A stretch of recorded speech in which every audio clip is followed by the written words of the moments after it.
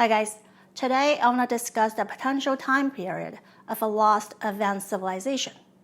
Many independent researchers, including myself, have been talking about the possibility that such a civilization existed in the distant past.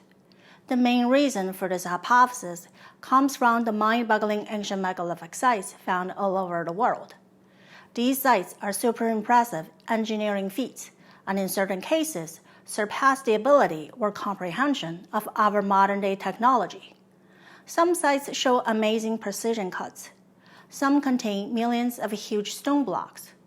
Some show highly accurate and uniform tool marks, which resemble modern machine marks. Today's engineers and architects find it very difficult, if not impossible, to explain how they were constructed with ancient manual labor.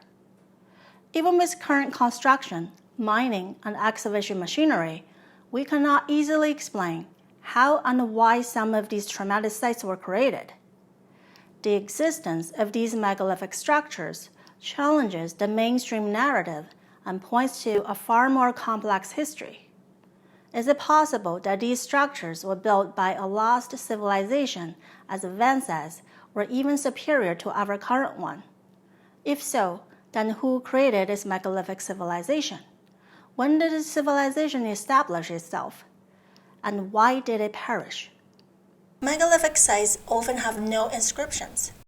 They can be in massive scales, comparable to today's industrial and utilitarian sites. These mysterious places hold invaluable clues for the past.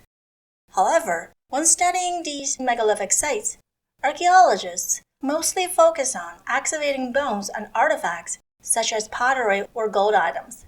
They usually ignore questions on how these structures or caves were created. Aren't these magnificent sites the real jewels of history? Why is their puzzling construction being overlooked and not emphasized enough? Why are most archaeologists so ready to attribute the creation of these ancient sites to countless slave labor during dynastic times? These endeavors cannot be explained or reasoned by mere manual labor. As many experts in construction, stonemasonry, and hard rock mining have pointed out, whoever built these structures were highly sophisticated and likely had advanced machinery. These enigmatic sites are testimonials of their amazing technological abilities. Then who are these high-tech people? If they were so advanced, did they have an extraterrestrial origin? In this video, I assume that these beings were earthly based because the large-scale construction work indicate a prolonged occupation and not a temporary visit. If there was an advanced culture with intricate technologies in the past, then it's foreseeable coming from the most intelligent species on the planet, on par with or even more intelligent than us. Which creatures fit into this profile? It's known that historically, the most intelligent species on Earth have been hominids, who have the largest brain-to-body mass ratio. For mammals, brain mass relative to body mass, the encephalization quotient, EQ, is a good indicator of the cognitive capacity and overall intelligence of a species. So it's reasonable to propose that beings who created the megalithic sites should have had high EQ, possibly even higher than ours. Which human species had such high EQ? In my last few videos, I discussed the fact that our predecessors had larger brains and higher EQ than us. Other hominins, such as the Neanderthals, had lower EQ, thus likely an inferior intelligence. I received good comments questioning whether bigger brains mean smarter people. This topic is controversial, especially since we don't know much about how our brains function. Please note that encephalization was used as a proxy for the cognitive faculty of prehistoric Homo, while relative and absolute brain size have been found to strongly correlate to cognitive functions in humans. This could still pose a limitation. But when working with prehistoric remains where brains are not preserved, it's not feasible to consider factors such as neuron count, cortex scaling, or other variables relating to cognitive ability. Thus, determining cognitive capacity was restricted to physical markers, such as the brain volume. Based on multiple studies, scientists see a positive correlation between brain volume and performance on cognitive tests. This is the big picture interpretation of these studies' results. There are always outliers because every individual is unique. But statistically speaking, a species with a larger brain and higher EQ is much more likely to be more intelligent than the one with a smaller brain and lower EQ. Contrary to the general evolutionary tendency for human cranial capacity to increase, the average human brain size and EQ actually declined for quite a while. Homo sapiens rose over 300,000 years ago, and the mean brain size peaked around 100,000 years ago, being 1500 cc, and then slightly decreased to 1450 cc 12,000 years ago. After that, it reduced even faster. So the earlier Homo sapiens from 100,000 to 12,000 years ago had larger brains and EQ, and probably physically fitter too. This means that compared to people in the modern era, Paleolithic humans could potentially exceed us on the intelligence level. We know that in 12,000 years, humans with a smaller brain size made a technological advancement from the Paleolithic period to Neolithic to Bronze Age, then the Iron Age, all the way to the Industrial Revolution, wherein our modern society was finally built. If 12,000 years is the time needed to establish a modern civilization rising from the Paleolithic age with our current reduced brain size, then there should have been plenty of time for our ancestors who had higher EQ and bigger brains to create something extraordinary too, right? But we were taught that our ancestors only made minimum progress from 100,000 to around 12,000 years ago. How come the large-brained humans remained in the Old Stone Age for over 80,000 years and didn't make significant technological progress?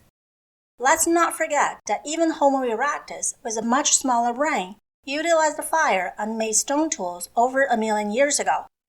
Thus it's quite surprising to see that the large-brained Homo sapiens didn't accomplish considerable work for about 100,000 years, which signifies that the bigger brain didn't help much with the improvement in toolmaking and other technical skills.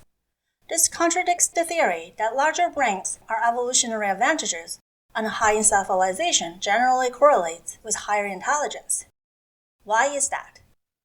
What if the real history is more complicated and something remarkable happened without us noticing?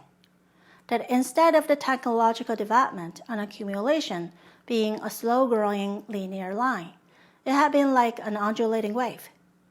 What if this long hiatus of not much tech advances was due to the loss of knowledge caused by the rise and fall of an earlier civilization? What if our predecessors created an advanced civilization with the machinery and constructed these megalithic sites? But because of unfortunate incidents beyond our control, their culture collapsed and all information was lost to time. As the most intelligent creatures on the planet, early modern humans had the cognitive potential and time to set up and progress into a civilization similar to our modern one. If so, then when did this lost civilization start to form? Since 100,000 years ago, when the brain size peaked, or before the Younger Dryas over 12,000 years ago, or sometime in between. Assuming that this lost megalithic civilization was built by modern humans, there is a factor which could help us narrow down the time period of this civilization, that being the locations of the megalithic structures.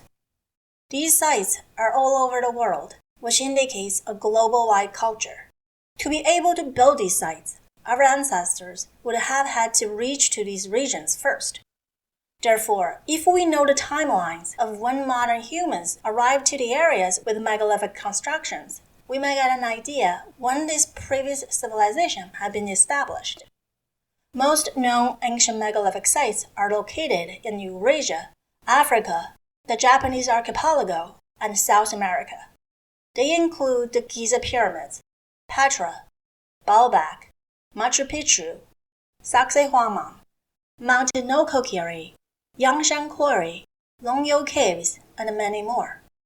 Here I'm only dotting the map with sites showing obvious signs of ancient high technology. They are very unlikely or impossible to be produced by hand tools, Thus, they contradict the dynastic dates that the academia has claimed. Dolmens and other similar cruder stone structures are not sufficient representations of a sophisticated culture with machinery and consequently not included. My intention with this map is to see where the megalithic civilization extended to. So far, the earliest known anatomically modern human remain was found to be 310,000 years old in Morocco, Africa. There are at least 2 waves of Homo sapiens that migrated out of Africa into Eurasia and further. Based on archaeological findings, early modern humans occupied Europe as early as 54,000 years ago. Tianyuan Man in China proves that humans expanded to East Asia about 45,000 years ago. In Japan's main island, a Paleolithic site with bone instruments and stone tools have been dated to be 40,000 years old. As for South America, the general thought is that the Clovis people initially arrived in North America and then expanded to South America about 11,000 years ago. However, this older statement has been challenged by recent findings. Multiple sources are pointing to an earlier occupation in the Americas. For instance, the fossilized human footprints found in New Mexico, which are dated to be almost 23,000 years old. Stone tools found in Chucuy Cave in central Mexico suggest that people were living there 33,000 years ago. In Brazil, the Paleolithic site, Pedra Ferrada, has a collection of rock shelters used by humans. Charcoal deposits are carbon dated to be 48 to 32,000 years old. Repeated analysis has confirmed this dating, carrying the range of dates up to 60,000 years ago. Therefore, we can see that as early as 40 to 50,000 years ago, Homo sapiens had migrated throughout much of the planet. At this point, humans have developed fine cave art, musical instruments, and a range of complex stone tools such as bows and arrows. This period is regarded as the Upper Paleolithic era. If humans move forward to the Neolithic time since then, and assuming it took about the same 12,000 years to progress from Paleolithic to Neolithic, Bronze Age, Iron Age, and forward, then these humans who had bigger brains and higher EQ would have built a comparable civilization to ours around 28 to 30,000 years ago. If this was the case, then it's conceivable that the megalithic sites around the world were created about 28,000 years ago, before the last glacial maximum. Suppose this was true, then what happened to this advanced civilization? Where are their people now? Unfortunately, they may have been gone for good. Here I will share some fascinating but eerie information revealed by recent DNA studies. The title of an article bears it all. Last Ice Age wiped out people in East Asia as well as Europe. Scientists found some uncanny parallels in ancient human population replacements in Europe and Asia from 45,000 to 15,000 years ago. A 2016 comprehensive analysis of ancient European genomes discovered a catastrophic population meltdown and a dramatic shift in the human populations of Europe between 35,000 and 7,000 years ago. Researchers found there were people from the M clade who flourished for thousands of years and were alive in Europe as recently as 25,000 years ago. But something happened, and they were wiped out between 25,000 and 14,500 years ago, replaced with a new group of people of unknown origin. A 2021 paper echoed a similar population turnover in East Asia. There, the first modern humans arrived over 40,000 years ago, and then they were replaced by other groups of humans 19 to 14,000 years ago at the end of the last glacial maximum. These studies describe the following event. Over 40,000 years ago, large-brained modern humans arrived at Europe and East Asia. They lived in these regions for about 20,000 years, which by the way would be enough time for them to progress from Paleolithic to modern technology. Then due to some reason, in about 5 to 10,000 years, these people vanished at the end of the last glacial maximum about 15,000 years ago. New groups of modern humans repopulated the land, and these new people were the ancestors of today's East Asians and Europeans. With all this information in mind, Do you think it's possible that these vanished people could be the ones who built the megalithic sites? After all, they had the land resources, the time, and the brain power to start a great civilization. They might have started their civilization around 40,000 years ago, which was in the last glacial period, when the temperature was notably cooler than today. That explains why the advanced megalithic sites are not located in potentially ice sheet-covered regions such as North America. Researchers found that the growth of ice sheets commenced 33,000 years ago, and the maximum coverage was between 26,000 years and 19 to 20,000 years ago, which is referred as the last glacial maximum, when a significant portion of North America was covered with ice sheets almost 2 miles thick. Here is where the advanced megalithic sites are located. Here is a map of current population density. Is it just me, or can you see it too? That there appeared to be a correlation between megalithic sites and densely populated areas. Most of today's major cities in Eurasia and Egypt are built upon ancient sites. Maybe some of these sites can even be traced back to dates before the last glacial maximum. On another note, this 40 to 20,000 year megalithic civilization timeline and disappearance of early humans in Europe and East Asia work well with my hypothesis on a possible ending of a previous civilization. According to DNA studies, there was a severe global-level population bottleneck which occurred 20 to 15,000 years ago and coincided with Henrik Stadio 1, HS1, the catastrophic millennia-long drought. If you want to check out that video, the link is at the upper right corner and in the description section. The unprecedented HS1 super drought must have led to loss of food and water resources, triggering territorial and geopolitical conflicts and cycles of war. That chaotic period lasted for thousands of years and might have led to the failing of a great civilization. Okay, to summarize, I think there is a possibility that an advanced civilization was established between 40,000 to 20,000 years ago by early modern humans who had larger brains and higher EQ. They might have developed sophisticated machinery and built these exceptional megalithic sites.